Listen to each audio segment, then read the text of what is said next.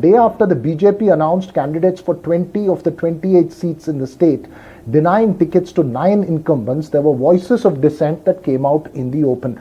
Party leader K.S. Ishwarappa, longtime foe of former Chief Minister B.S. Yediyurappa, blamed Yediyurappa for his son not getting the ticket for the Haveri Gadag seat. And there were murmurs of dissent in other seats like Udupi Chikmagaluru and even in Bengaluru North, where Union Minister Shobha Karandlaje has been fielded for the first time. Keeping factions together is also a worry for the party in the Mysuru seat, where it replaced two-time MP Pratap Simha with the Maharaja of Mysore. So what's the BJP's ticket distribution calculus? There is a definite stamp of the B.S. Yediyurappa authority, but also the influence of the JDS seems evident in the Mysuru region, but is keeping the delicate balance between the various factions a challenge for the party in these elections. We'll deep dive into that question with our experts this evening. Vasudha Venugopal, who tracks the BJP very closely, and noted cephalogist Sandeep Shastri. But before that, let's just play for you the quick political reactions that came out during the day.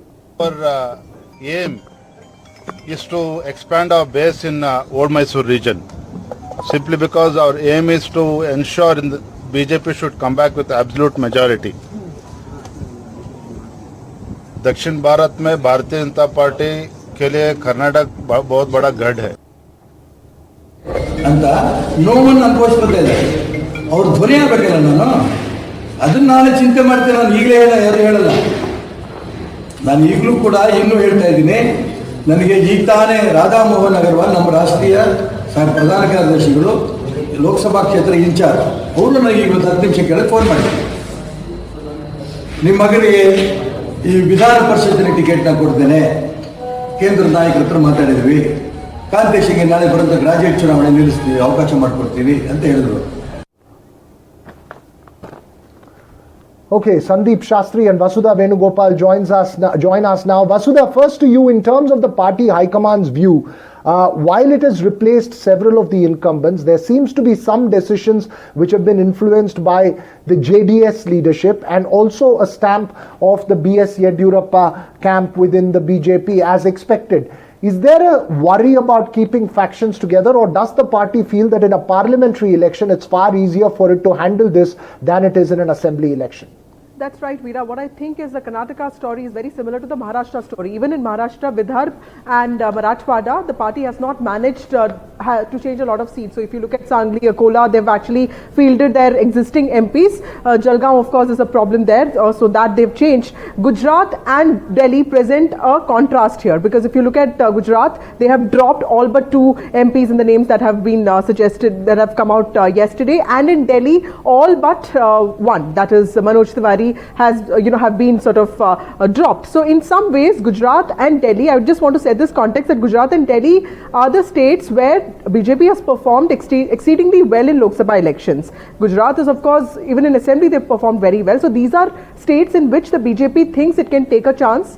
These are mostly party seats. Like a senior leader was explaining to me today, that there are a large number of seats where the party will win because it's Narendra Modi's popularity that matters. In some seats, it's the candidate and of course the party, and in some seats it is the candidate who's going to have an overwhelming importance there, because caste matters. So I think in Karnataka a large number of seats was also in that category, and the party did not want to take a chance. So that is why I feel be it dropping Pratap Simha, or for that matter changing the seat of Shobha Karandlaje and putting her in Bangalore North, Vokaliga seat. I think these are seats, these are decisions that I think were driven by this whole winnability thing, and at the same time there is a predominance of Mr. Yediyurappa's family, and this is a learning from I think last year's election defeat that the party faced, because it was trying to experiment with certain new faces.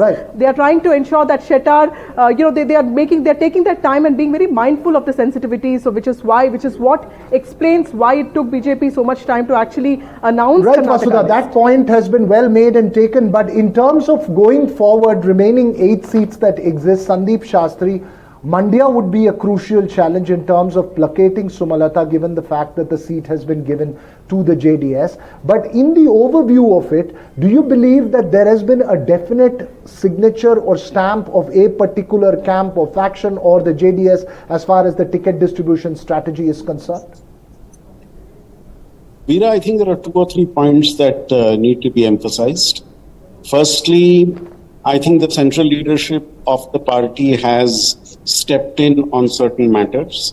The fact that 3 union ministers who are there from Karnataka have been fielded once again, and 2 of them have had to change their seats. The seat of Shobha has been changed, and the other minister, Mr. Kuba, has been once again nominated from Bidar, in spite of strong opposition from there. Indicates that the central leadership has a game plan with regard to those who are part of the government. Secondly, important incumbent MPs of the ruling party have also been shifted, because having 25 of the 28 seats at the moment, I think it was important that the ruling party changes some of the sitting candidates. And I think one of the most important and interesting fields has been the one of Bangalore Rural, where Mr. Manjunath, the son-in-law of Devegowda, has been made the candidate of the BJP. As you rightly said, this indicates the influence and the coming together and discussion of the BJP and GDS in fielding candidates. If you look at the next round, I think the seats which are going to be watched very. North Canara seat, which has not been declared, the Kolar seat, the Mandya seat. If the Mandya seat is given to the JDS, it will be interesting to see how Sumalata would react. Like last time, does she become the independent candidate backed by both the BJP and the Congress, as happened in the previous election? So there will be interesting trends which can emerge from the remaining seats. But the fact that the current round of declarations has also caused immense heartburn in the party indicates that the BJP in Karnataka is very different from the BJP of other parts of the country. Gujarat saw very few murmurs, other states saw very few murmurs. BJP in Karnataka has seen much murmurs about the changes and the new nominations that have been done by the party. Right, I'm afraid we're out of time here, but then that's an important point that you make there, Sandeep Shastri, as well as Vasudha Venugopal, on the larger strategy. We'll wait for the other 8 seats to be released before we finalize our assessments on these.